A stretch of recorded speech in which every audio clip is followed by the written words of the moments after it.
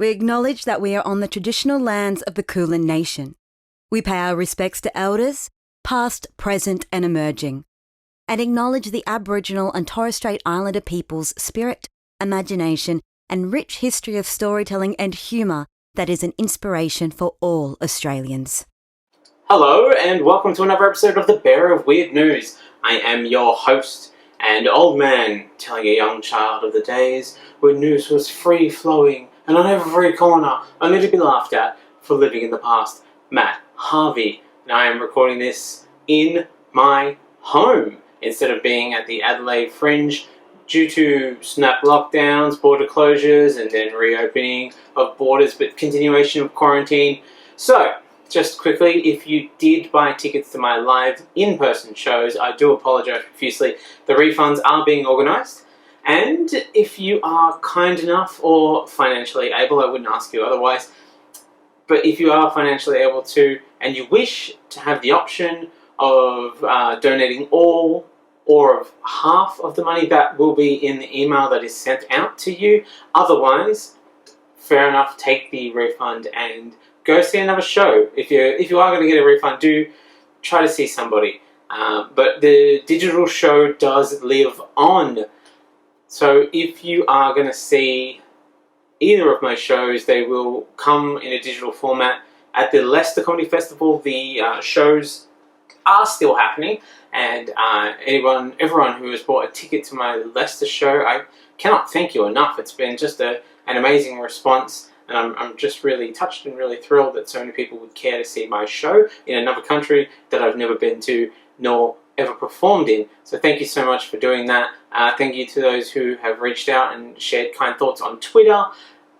Just so you know, I will be recording a Weird News quiz next week. I'm in the process of organising a couple of guests, and obviously things have to change because I couldn't do it live in person. But that should be a really fun show, so if you guys are interested in checking that out, it's just going to pop up in the regular feed, and that's just a nice little gift and a thing to say sorry to the people who couldn't make it out to the shows. But if you want to send a little something my way, send a little love, then please share it, tell a friend, or just pass it on to somebody who you think is going to enjoy it. And if you want to, you can check out the digital version of my storytelling show, I Got Bit by a Monkey Once, through the Adelaide Fringe.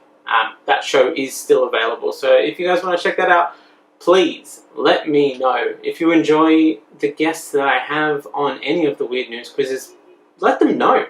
Shoot out a tweet or just get in touch with them and just let them know that you enjoyed the show. They're more likely to come back if you tell them that you enjoyed it. And so if you're planning to see any of my shows, please check out the digital shows. Other than that, I've banged on enough. Thank you so much for spending your time with me and for wanting to spend your time with me. If you were going to see the show, I don't know, and you end up seeing a digital one, send me a nice review. Send me a nice digital review, or if you know someone who's working in the Adelaide Press, get them to review it. I'd love a good review. But for now, let's get into the headlines. I will once again be the bearer of weird news.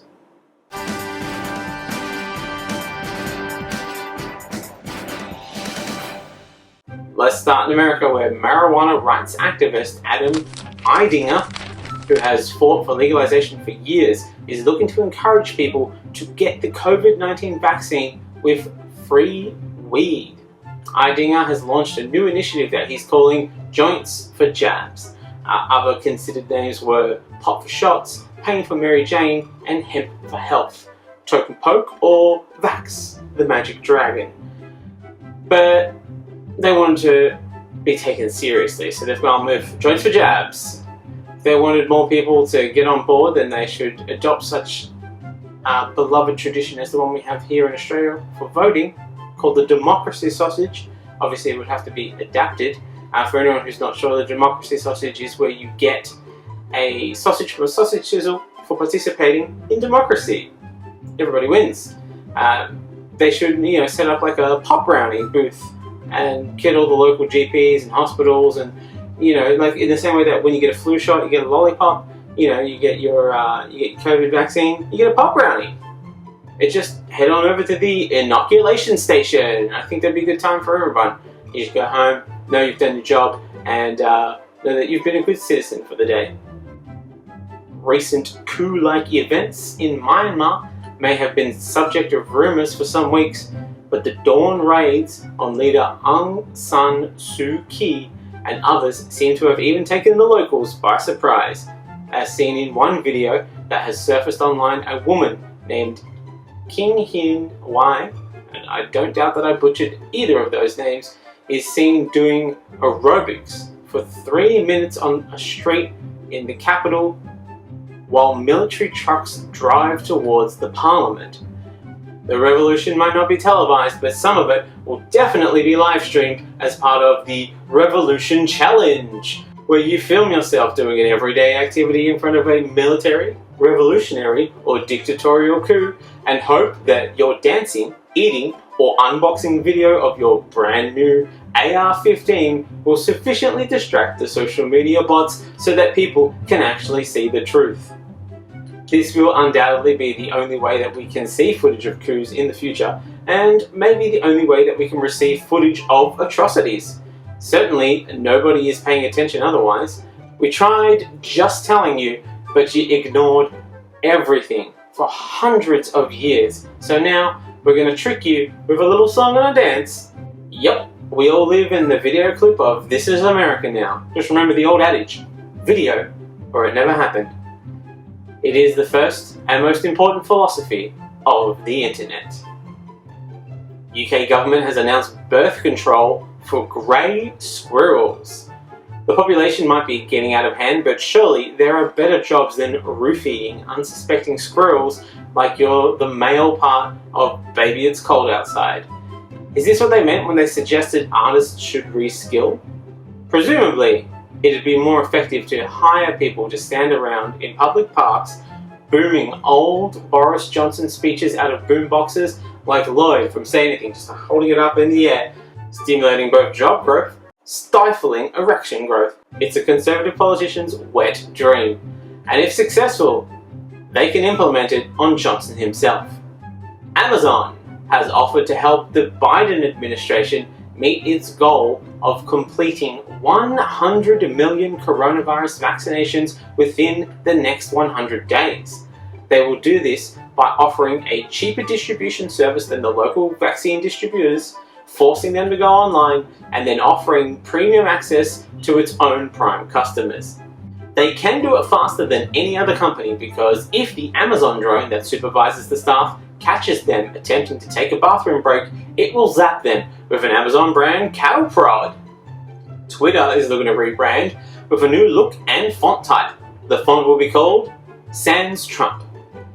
An Oklahoma state representative has filed a bill to establish a Bigfoot hunting season. Bigfoot season will be nicely nestled between Unicorn Appreciation Week and Chupacabra hunting season. They go well with goat's cheese. This is a real test for PETA, as they struggle to claim that they are looking to protect animals, but would probably be happy with big hairy hunters accidentally shooting each other because they thought they'd finally found Bigfoot. Look, if hunters want something large and hard to kill, they can put their guns to a good cause.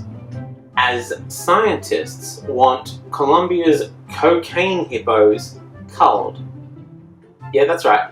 Colombia's marshlands have been home to the giant creatures since they were illegally imported in the late 80s by the drug lord Pablo Escobar. Gotta tell ya, I am looking forward to the inevitable spin-off sequel series to Narcos, Hippos, where we watch the ragtag bunch of underdog hippos become the Colombian marshlands' most feared and powerful gang. I'd watch it. More than 1,000 laws have been vetted by the Queen or Prince Charles through a secretive procedure known as the Queen's Consent, before they were approved by the UK's elected members of Parliament. And here, people accuse the royals of doing nothing but providing a tourist attraction, but they can be clearly seen here subverting the natural course of democracy. So that's something. I mean, that is really old school royal family behaviour, and you can see it all on the newest offering from Netflix, The Queen's Consent. Former reality show host and man looking for a place to retire, Donald Trump, had issued more than 100 pardons, mostly to his personal friends and political allies, on his way out of office. Turns out, however, Trump's pardons may be so poorly worded as to leave some people on the hook for the many crimes that they helped him with. Poorly worded statements are the only long-standing tradition of the Trump government. That and more backstabbing than running backwards through a field of cactuses. The pardons are so bad that drumstick, peas, butter, and corn, the Trump turkeys, are all getting in touch with their lawyers, just to be sure. A report showed that former Australia Post CEO Christine Holgate did not have board approval for the controversial Cartier watch gifts. The report claims giving 4 luxury watches to Australia Post executives was inconsistent with the proper use of public money. Public money, of course, is for buying weapons for international sale, ensuring friends and donors get looked after, punishing the poor, and buying coal-based solutions for climate change. The state of Maryland's highest court ruled that rap lyrics may be admitted in court as evidence of a defendant's guilt. This blatantly racist decision is a clear example of punishing a community for succeeding in one of the few industries that they are forced to participate in to survive. Dragging rap lyrics over the threshold of artistic expression and into literal confession will make for some very awkward and tempered musical releases in the future, as musicians will be afraid of facing the same fate of other artists, like the corpse of Johnny Cash, who despite his now 13-year death is being exhumed to stand trial for shooting a man in Reno just to watch him die, cold-blooded. Nick Cave will be dragged to court for his album Murder Ballads, and Modest Mouse are being arrested for the song Perpetual Motion Machine for breaking the laws of thermodynamics. For those who aren't sure, hip-hop emerged in the South Bronx as a response to the combined efforts of poverty, unemployment, gang violence, and isolation from 1970s mainstream America. The genre was developed in part to end gang violence, an ambitious dream that, despite how good the genre is, didn't necessarily pan out. But if we're going to punish everyone for having ambition that doesn't pan out, then we have to arrest 90% of school kids who attempt to do plays. It's just not good enough, little Timmy. Try harder.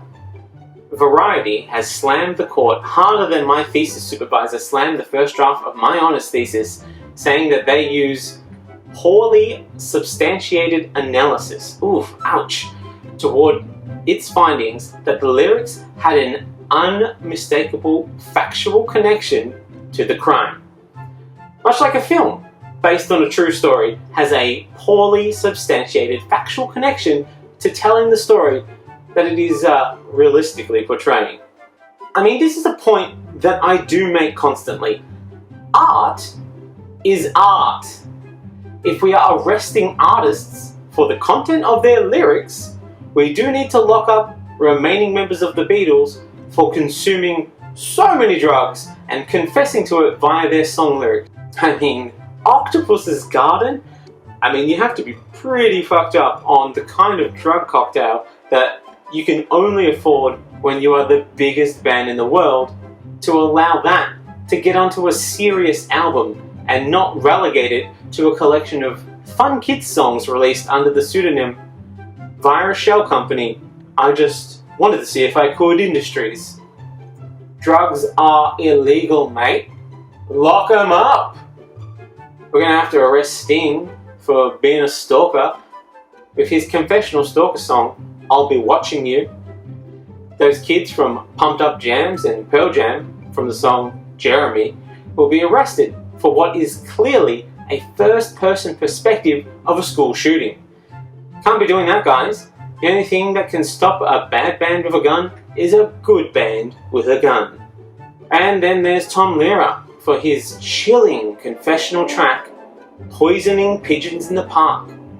Look, people don't like people who hurt animals, Tom.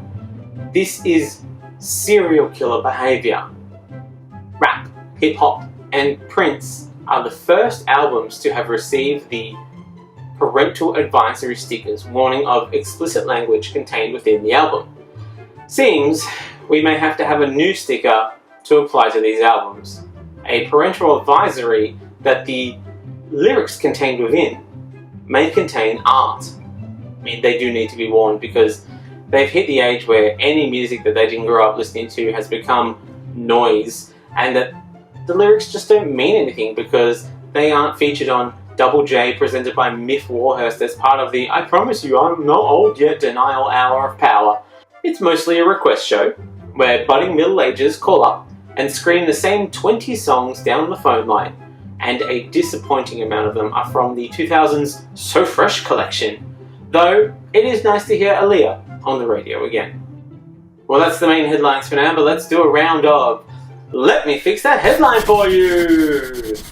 Look, I know what you're thinking. Don't I shit on the Murdoch press enough around here? And the answer is no. No, I don't. Besides, it won't all be Murdoch press. There is also 7 West Media, 9 Fairfax, even a few independent outlets that can be a bit shit from time to time. But to start us off, this round we're going to go for the ABC. Look at that. Going for Auntie straight away.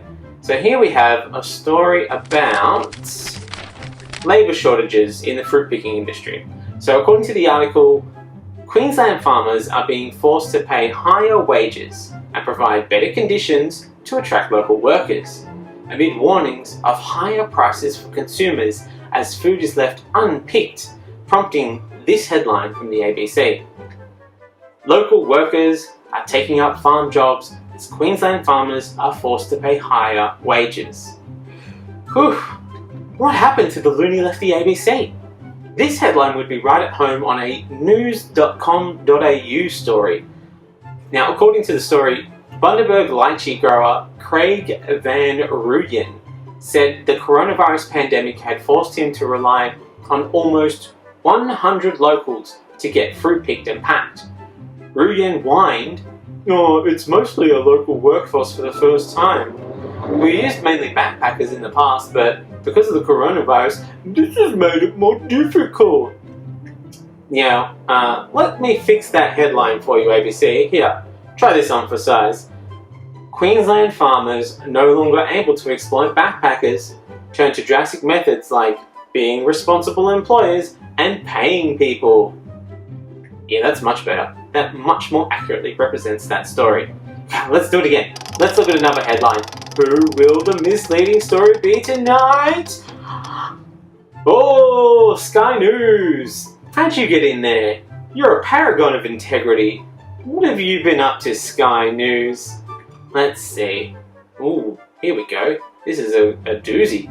Biden's pro-transgender executive order spells the end of girls' sports. Sky News. How you have fallen so far. Look, there's a lot to break down here. Obviously, there is the not-so-subtle anti-trans scaremongering, or as it is known on Sky News, reporting. And don't misunderstand me. I'm not saying Sky News is explicitly anti-trans. They hate all people equally.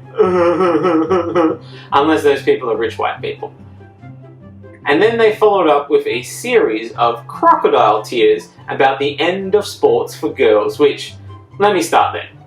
The destruction or suppression of women's sports has been a long-term goal of Sky News, claiming that equal pay for women's sports lacks logic and that giving more than 2 gender options would confuse children. Oh, would somebody please think of the children? I mean, children are idiots. That's damn straight. But it certainly wouldn't confuse them. It might confuse some older people who are stuck in their ways, but this is not about them. This is about the children. So let's not pretend that the hard-working virtue signalers at Sky News are suddenly all woke about women's sports. Besides, by your own logic, having gender options is just going to confuse the kids. Seems like you need to cut back there. I mean, 2 gender options? Let's not confuse the soft-brained idiot children by giving them 2 choices. Best just let them all play on the one team. And don't give them sport options. They can play the one sport with all of the balls and all of the equipment, maybe even a horse. Look, if house rules aren't in play and vegetarians haven't destroyed all hope, who knows? So let me fix that headline for you, Sky News. Let's see. Local news outlet struggling to find fault with man qualified to clean mess he inherited from madman. Yes, that's much better. You should run that headline. Much better indeed. Well, look, that's far from all the terrible headlines, but if I edit too many more News Corp headlines, I might be misconstrued for a staff member and be promptly fired. So let's move on.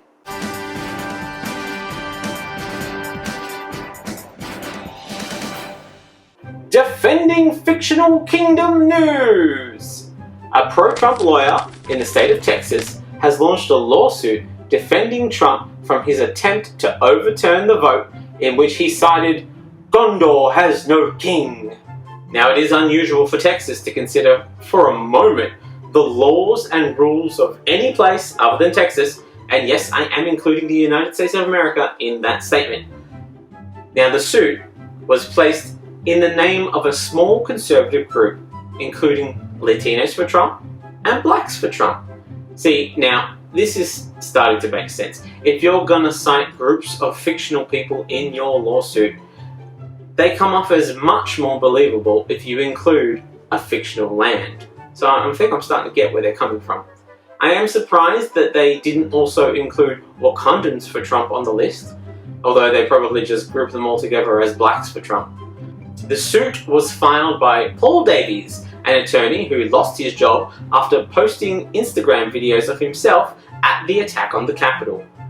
This sort of action does have a previous precedent, as seen here when the leader of the Uruguay army lost his job after allowing himself to be filmed at the Battle of Helm's Deep and had to be replaced by a Gothmog, here seen at the Siege of Gondor. I mean, you hate to see it happen, but you also kind of love to see it. Now, the case offers a baseless mix of allegations of electoral fraud and calls for the voiding of every vote cast in the election. But in what could be precedent-setting for a legal case, the case cites as evidence to back up Trump in its pro-case claims the tragic fate of the Kingdom of Gondor, one of the central realms of J.R.R. Tolkien's fantasy classic, The Lord of the Rings. Not the obvious choice for a story about Trump. If any fantasy novel was likely to be cited in the retelling of Trump's story, it was going to be the Jaime and Cersei story from Game of Thrones. He really does love his family, or at least really wants to. Ugh.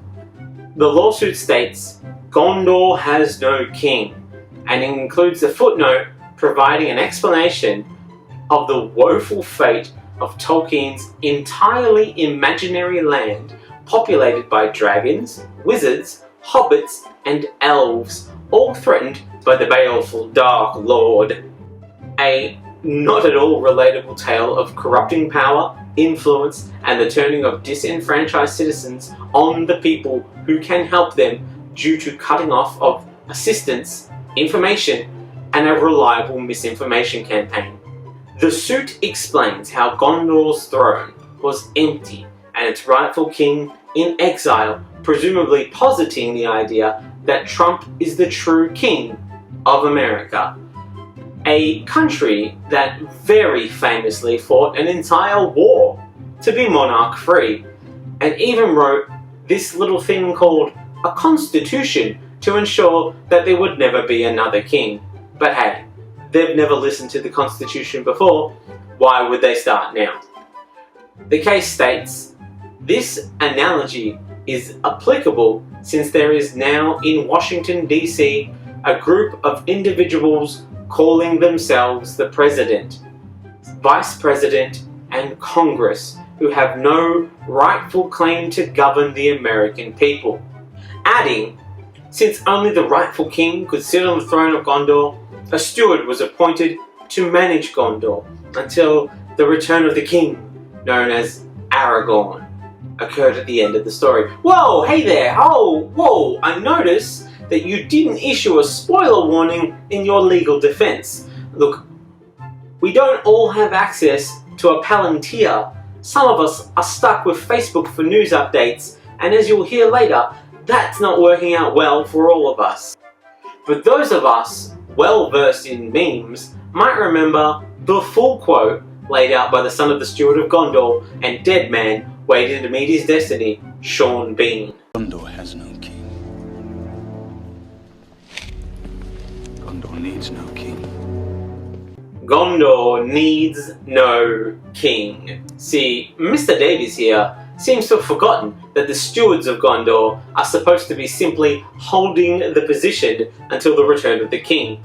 But upon the king even simply thinking of possibly maybe taking up his rightful place, the current stewards refuse to give up power, attempting to hold the position by force and against the best needs of its citizenry, saying, I tell you now, I will not bow to this ranger from the north, last of a ragged house long bereft of lordship.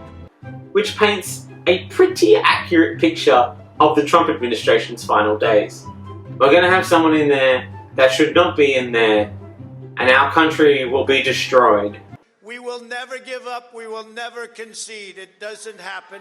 The lawsuit then suggests that the stewards of Washington should be selected from among Trump's cabinet members.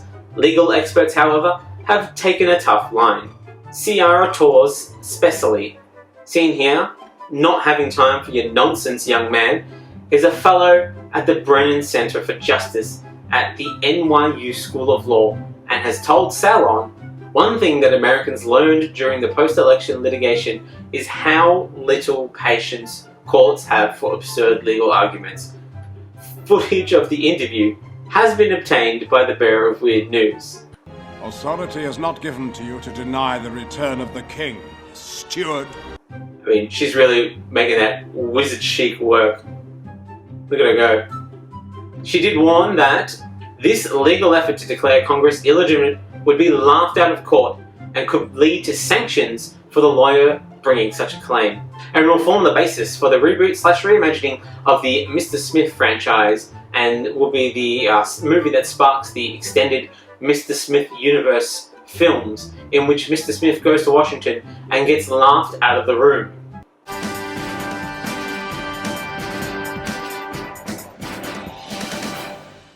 Hey, good news now! And 1, and 2, and 3. Hey now, Bolsonaro, burn the woods down, got paid. Hey now, Bolsonaro, consequences, no way, and all that glitters is gold.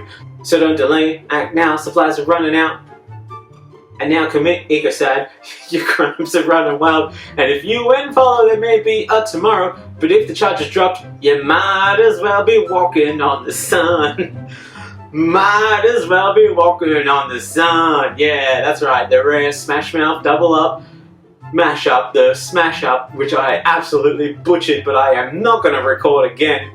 Because you see, despite all appearances, the song Walking on the Sun was actually an anti-climate change song. Who would have thought? Yeah, that's right. Smash Mouth had dreams once, and it's quite sad now to see what they've turned into performing during the middle of a pandemic.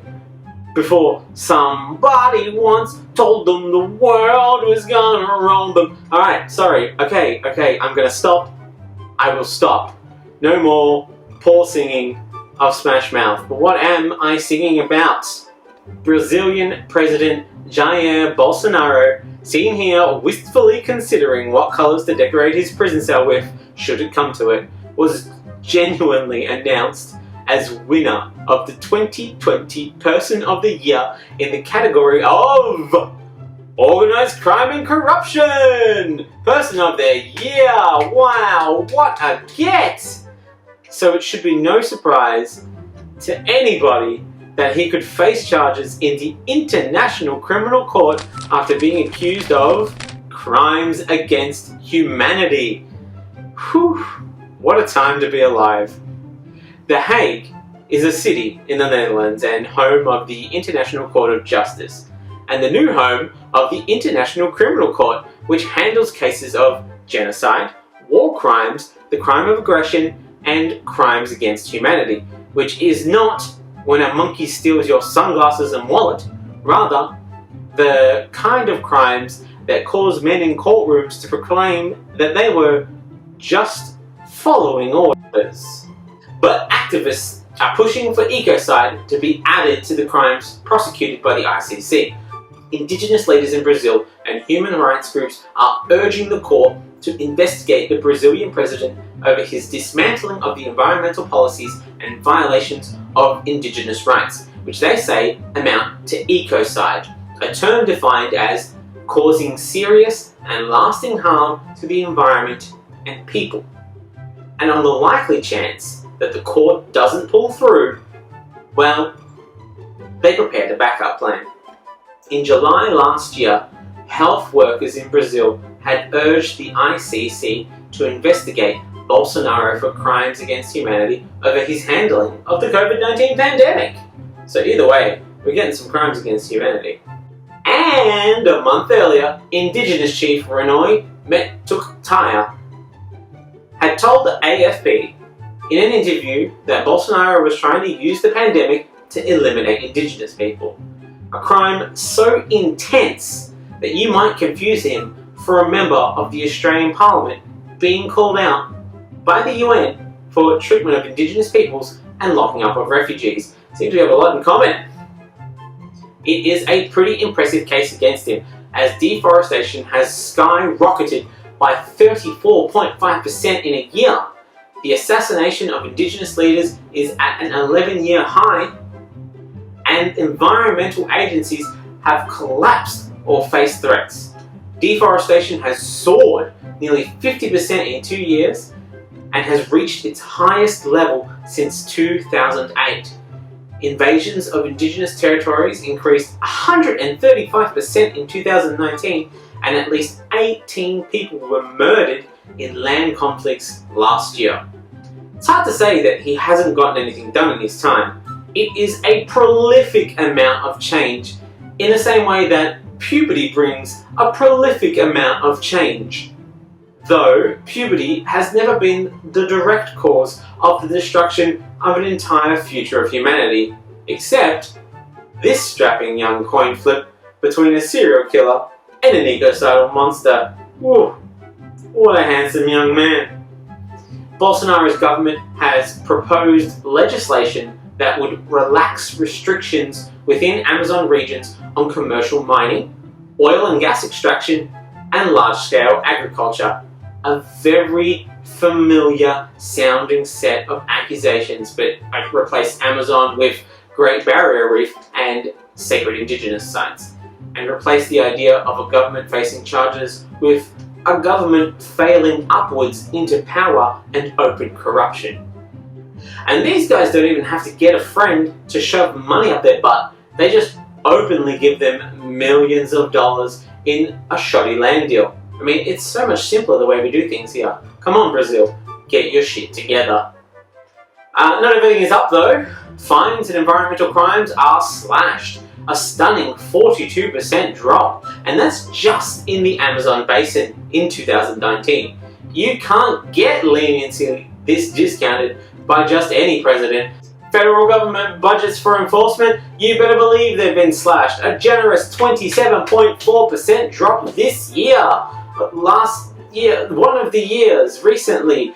It's a fire sale, literally a fire sale, as Bolsonaro has allowed burning large swaths of the Amazon, and not the company, because nobody would be upset if Bolsonaro spent his time and criminality attacking the richest man to attempt to flee the planet, Jeff Bezos.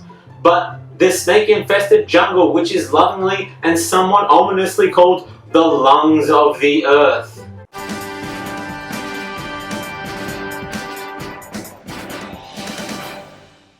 Schrodinger's employee news now.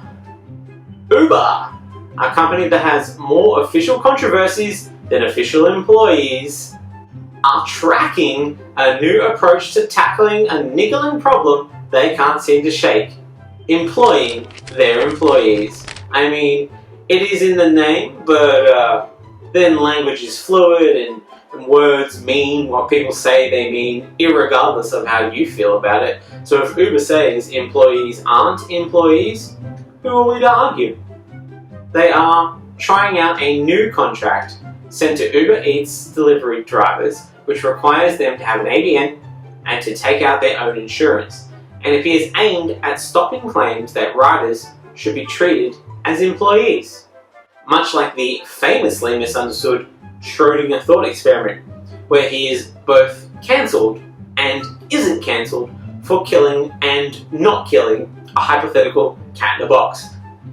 Their thought experiment goes: if I pay someone to do a job and refuse to give them compensation and support, can they exist in a superposition of being both an employee and a contractor until observed by local law enforcement? It's quite a conundrum. The new contract stated drivers who signed the agreement were self-employed contractors, and there was no employment relationship between you and Uber, Portier Pacific, or their affiliates. Drivers will be allowed to pass on deliveries to other drivers and can take work in other delivery apps. The contract also gives Uber the right to alter the terms of the agreement and terminate it if the rider engages in conduct that has the potential to cause adverse publicity, media attention, or regulatory scrutiny, or which may be detrimental to Uber's reputation or brand. A provision labelled as a gag order by the union representing the drivers. It is a bold choice for multi-controversy holding Uber to deem that its contractors are doing something that could ruin the reputation of Uber, who in a single year had 2 #DeleteUber campaigns, a tell-all essay about toxic workplace culture and practices, possible theft of self-driving car documents from Google's parent company Alphabet, firing an executive for pursuing a passenger rape allegation, and had a data leak. That is quite a single year to have, and that was all before July, in what was probably internally referred to as Uber's terrible, horrible, no good, very bad year. I mean, if this is the benchmark for having a good reputation, the employees really need not worry about any behavioural clauses. They can just point back at Uber with the bloody hammer that they've just used to bludgeon a rider to death and say, "At least I didn't deny and try to cover up rape allegations, Uber." That is definitely worse than this hammering thing. The Transport Workers Union National Secretary, Michael Caine, said, Some men just want to watch the world burn. Oh, no, apologies, sorry, that's Michael Caine with a C. I need Michael Caine with a K. Can we get Michael Caine with a K, please? Here we go. The contract's gag order that prevents workers from speaking out in any way that may lead to regulatory scrutiny is appalling and shows that Uber is well aware that it imposes working conditions far below the standards expected in Australia. And we allow a lot of wage theft, so the standards aren't really that high to begin with, guys. The new agreement follows Uber's decision to settle a high court profile case of a former delivery driver in December last year. It would have been the first ruling in a federal court on the employment status of Uber's workers. And they can't have these cases going to court. That would be opening the box to see if the cat is dead. These workers should be happy to be able to exist in this superposition of employed and not. They could go to work and take a day off at the same time. It'd be amazing. It's like being in lockdown. You might have to work, but pants are definitely optional. Caine said that the contract reeks of desperation to shore up a business model which relies on exploitation. And if they want to exploit workers, well, they may as well transition fully to being a restaurant, not just delivering food. At least people will happily give you the excuse that razor-thin margins justify your exploitation. Maybe you should be in a better business. Look, while we're talking about stealing, let's look at it from the other perspective. Supermarket chain Kroger is charging an employee with stealing nearly $1 million from the company. Trey Brown created more than 40 returns for non-existent items and put them on several credit cards. Gwinnett County Police say he was able to steal more than $980,000 in just 2 weeks between December and January. And people accuse this generation of being lazy. Just under $1 million in 2 weeks. That is motivation. But, like any of these guys, it's hubris and greed that was the ultimate downfall. Honestly, I am a little impressed.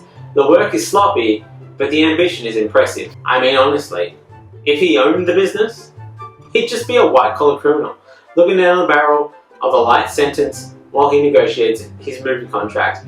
He'd probably be directed by Martin Scorsese, and he might even be lucky enough to be portrayed by Leonardo DiCaprio, despite the horrible age difference.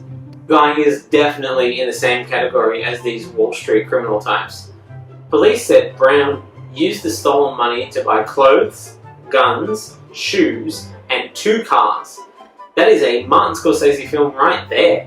The main character has a little too much melanin, but it definitely hits all the right notes. Reportedly, Brown is being charged with 1 count of felony theft, and a portion of the money was returned after Brown's arrest, which, if I'm being honest, actually makes the outcome better than most of these Scorsese-type protagonists who either end up dead, in prison, or with money hidden somewhere, or just making a cameo in their own film. It's quite a life to live.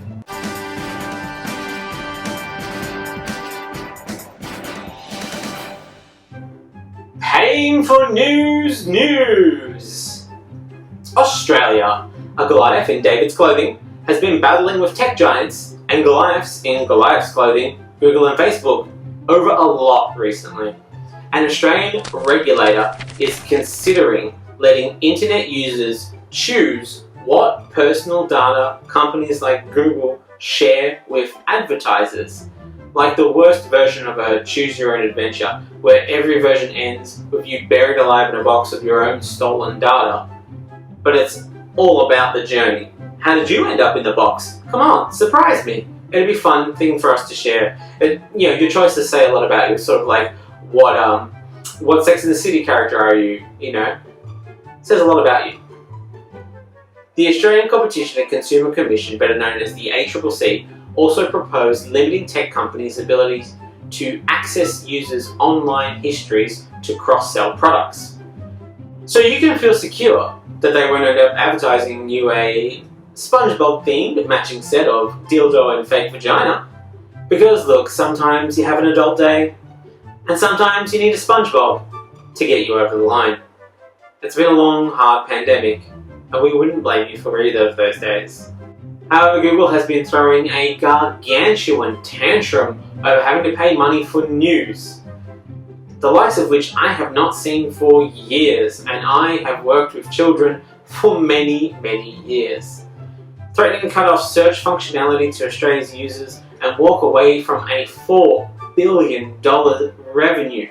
I mean, I know a lot of people function on spite in order to prove points, bite off their own noses and find a comfortable place to put their foot within their mouth so that it stays nice and snug. To be honest, I would be mad about being mandated by the government to give Murdoch money. It would actually be a really upsetting state of existence. And let's not pretend that this is any kind of grand, noble gesture to help and support the struggling journalism industry. Not even close. They don't want news to be able to report on them.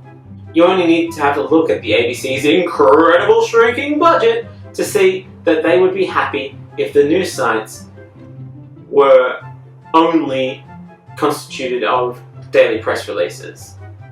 Which actually must be how Google and Facebook managed to grant the regional government of Bundaberg Council classification as a Google news source, making it the country's first local government with that accreditation. It's an incredible thing what you can achieve when all you have to do is dream.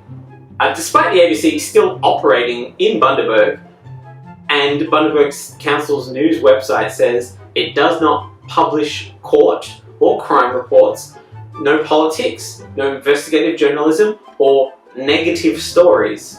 And as refreshing as it is to have a news source that doesn't want to tell us that the PM is our friend, which is actually a surprise because the news sources that report crimes tell us that the PM is our friend, and this one that doesn't do crime reports or negative stories will never ever tell us this lie. This lie of lies, this king of lies. Nothing makes sense anymore. Nothing. I'm just rambling now. It's what happens when you mess with the news. It's what happens when you mess with the natural order. Local government is not news. But speaking of our new best friend Morrison has responded to Google, who have threatened to take their bat and ball and go home where they will not pay taxes. And that's non-negotiable. Unsurprisingly, this was covered by the Daily Mail, one of the Murdoch Empire's free rags, and in this article they attempted to make Morrison seem like a strongman who's standing up for Australia, when really he's standing up for his old mate, Rupert Murdoch. See, at this point, Murdoch is the scientist in the human centipede, and the Australian serves as the head of the human centipede, shitting its nutrients down the line until it is consumed and eventually kills the last one in the centipede, represented here by the Australian public. According to the Mail, Australian regulators found that for every $100 spent on digital advertising, $53 goes to Google, $28 goes to Facebook, and only $19 goes to others. Google turns over $4.9 billion in Australia, with $4.3 billion of that from advertising. The company only paid $59 million in Australian corporate tax last year. And that certainly sounds like a lot. I mean, I certainly have never had to pay even close to $1 million in tax. If I received $1 million in tax on a tax bill, I would be forced to fake my debt and spend the rest of my life poor, looking over my shoulder, afraid that I would be recognized, but knowing that I have a pretty good chance of brushing it off by telling the person in a stern voice, "Hey, not all redheads look the same. I'm definitely not that guy," and hope that this shames them enough to shut them up. It's my only hope. A weird direction of attack from Murdoch, but pointing out our own flaws in others is way easier than dealing with them in ourselves. It's a classic Freudian, pointing at everyone else and shouting, "Why do you all want to fuck my mum? I mean, your mums. Stop it. Stop being jealous of my dick," and then snorting some premium coke off a mirror. Look, Murdoch, I know you control most of the media in Australia, but there are definitely still outlets out here who are happy to report on you and how you're a company owned by a foreign media mogul who, including everything, in the last 5 years paid $8.5 million in tax on more than $680 million in profits and $13 billion in revenue. Not to mention that in that time, the coalition has handed $40 million to you in grants, meaning taxpayers have actually paid the Murdochs more than $30 million to scare them, lie them, and warn them of the dangers of the welfare fraud, while being the 2015 ATO highest tax risk in the country. You don't get to be number one without working hard for it. Clear conscience, full accounts, can't lose. Morrison actually stepped up, and in a rare move for him, he said something, anything, saying to the tech companies, "Let me be clear, Australia makes our rules for things you can do in Australia. That's done in our parliament, it's done by our government. Going on to note that it is also occasionally done by our newspapers and more often in our opinion shows, but hey, that's just between us. Then Google took its first swing in the fight, doing what they cutely labelled as experiments, with the visibility of Australian news outlets in searches in Australia, claiming that they had affected only a tiny number of users. Google has refused to answer questions on its secret trial of removing news sites from search results. People affected by the trial can get around the block by searching in a private browser window, such as incognito mode in Google Chrome. Or maybe by using a VPN, sort of whatever works for you. You don't have to use Google to get around Google. There are other ways. Now, this might put a bit of a dent in the launch of its own news website in Australia, what they're calling the News Showcase. However, Facebook has quickly followed suit, threatening to block Australians from sharing news on its platform, which, if I'm honest, wouldn't change much about how the platform is used for most people. Josh Frydenberg said that while he doesn't dismiss Google's threats, he's not intimidated by them either. And honestly, Google, you think you can appeal to the Australian government over someone who isn't them losing money? They have been slowly stealing from their own citizens for years and are determined to stop allowing poor Australians to have enough money to pay rent and eat food. Your concerns about money only make them stronger. Besides, you are a foreign billionaire, and they prefer to look after their homegrown billionaires first, as this business will support their favourite of the billionaires, Rupert the Dark Tongue Murdoch. Look, the good thing is, Bearer of Weird News is so diluted of actual information and propped up by enough nonsense that we should remain unimpeded by the desire to stifle anything that you can learn from. So that's a plus for you guys. But never fear! Bing is here! Stepping into the ring, it's Bing! The middle child of search engines has put its hand up and said that it would happily step in if Google up and left the country, and would in fact happily pay any of the required fees. Good on you, Bing. You're such a good boy.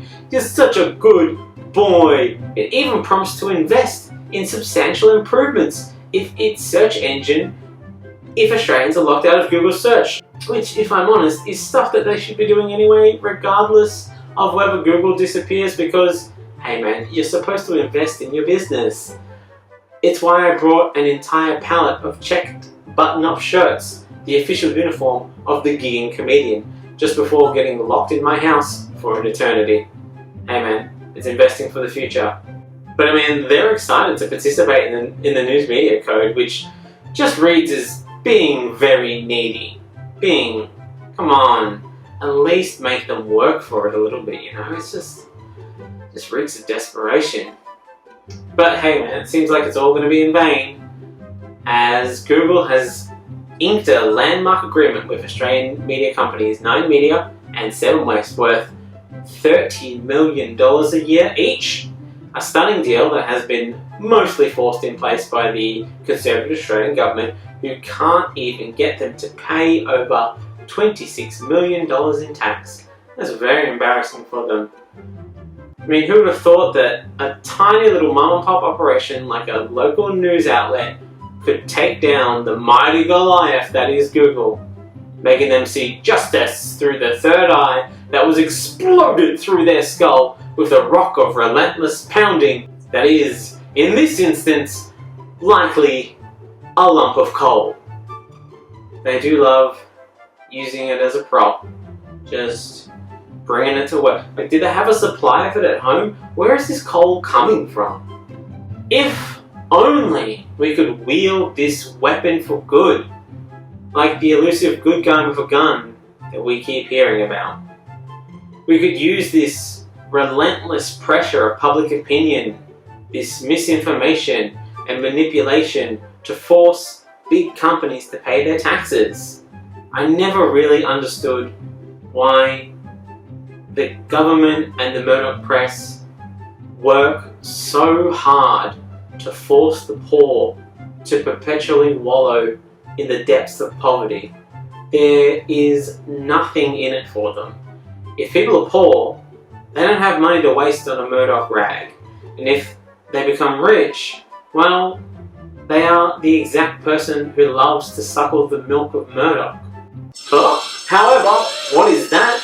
That seems like the breaking news alarm, or maybe just some sort of sound effect.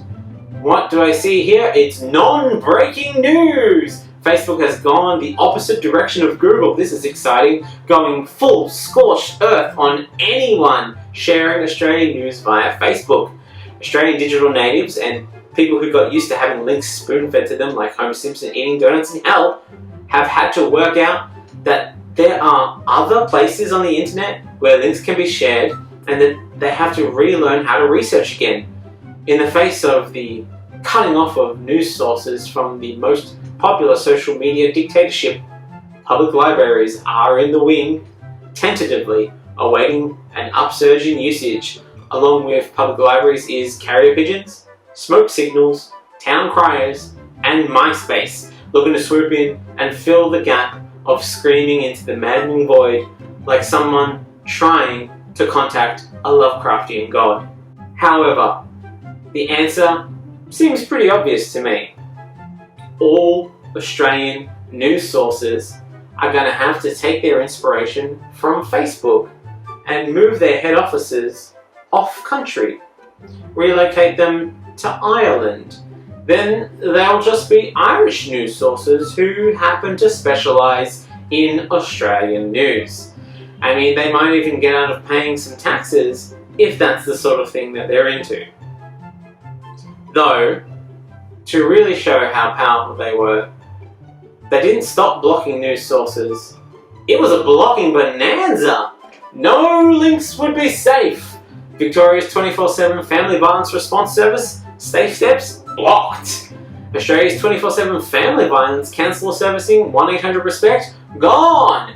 Don't even think of getting assistance. The Royal Children's Hospital, fuck those sick kids. Nobody needs news about them. Women's Health Victoria, if those women were so concerned about their health, they shouldn't have gotten sick in the first place. Blocked!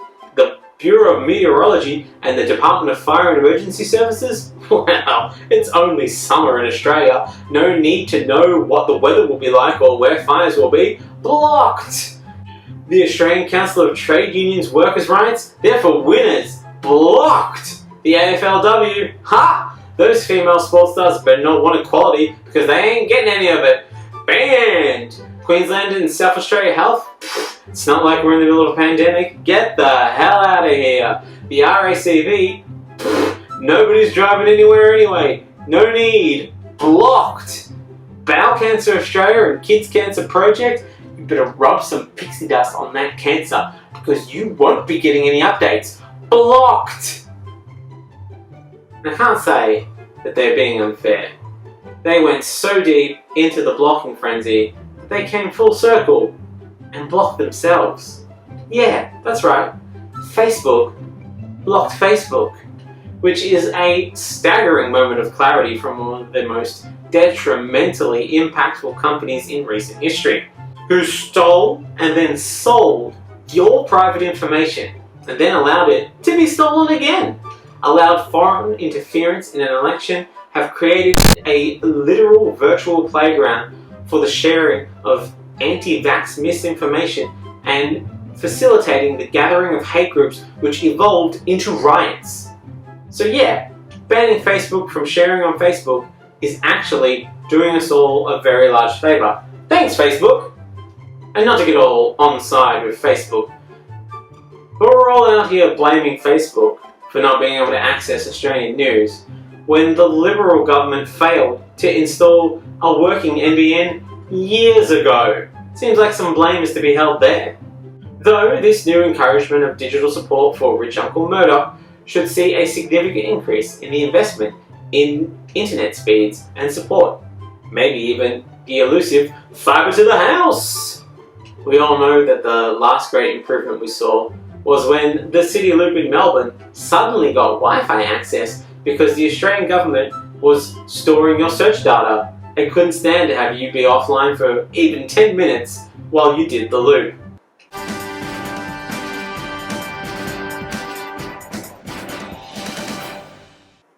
thank you so much for listening to another episode and making it all the way to the end. If you listen to this, you made it all the way to the end. I really appreciate your time and your efforts and giving me what precious little time you actually have.